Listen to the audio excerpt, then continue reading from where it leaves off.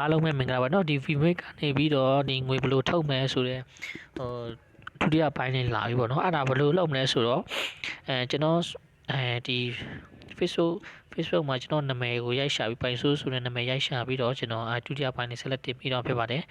အဲ့ဒီမှာဒီရဲ့ coin တွေကိုဘယ်လိုစုမလဲဆိုရင်တော့အဲ့ဒီစုရထားတဲ့ coin တွေကိုလောဆယ်ကျွန်တော်ကမပြည့်သေးတော့ထုတ်လို့မရသေး withdraw ကိုနှိပ်မယ်ဗျ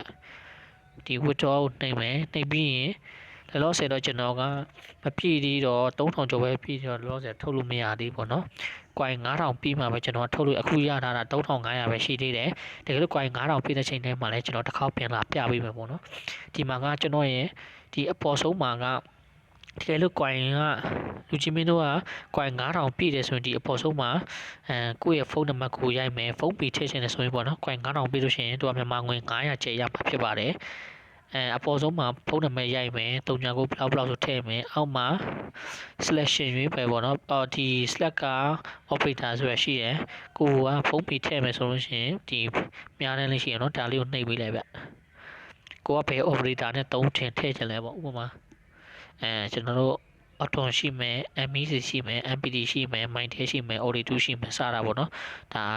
ကိုကြိုက်တဲ့စင်ကတ်ကိုထည့်လို့ရမယ်ကဲထည့်တဲ့စင်ကတ်ကဖုန်းနံပါတ်ကလည်းဒီပေါ်မှာကိုထည့်တဲ့operator နံပါတ်ဖြည့်ရမယ်ပေါ့နော်မှားလို့တော့မရဘူးပေါ့ကိုကဥပမာ MPD ကိုထည့်ပြီးတော့ Mindtel ဖုန်းနံပါတ်တွားရေးလို့မရဘူး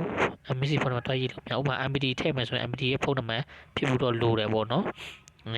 အဲ့နေပြီးမှတကယ်လို့ဖုန်းနံပါတ်ရေးမယ်အောက်မှာကိုယ့်ရဲ့ operator ကိုရွေးမယ်ပြီးလို့ရှိရင်ကိုက coin 9000နဲ့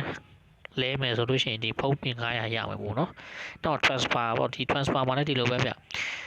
ကိုက900ယူမယ်ဆိုရင်ဒီမှာကိုကကျွန်တော်လောဆယ် limit မပြည့်သေးဘူးပေါ့နော်ပြီးရင်သူ့ရဲ့ go to the till list တော့ကျွန်တော် list မပြည့်သေးလို့ကျွန်တော်တကယ်လို့9000ပြည့်ရင်ဖြစ်လာပြပါပေါ့နော်လောဆယ်တော့ဖုန်းပြီးတော့ဒီလောဆယ်ထည့်လို့ရတယ်နောက်ပြီးတော့ကိုက coin 1000ဆိုလို့ရှိရင်တော့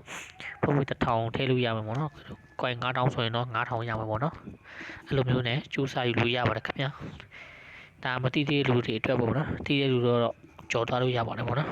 အားလုံးကျေးဇူးတင်ပါတယ်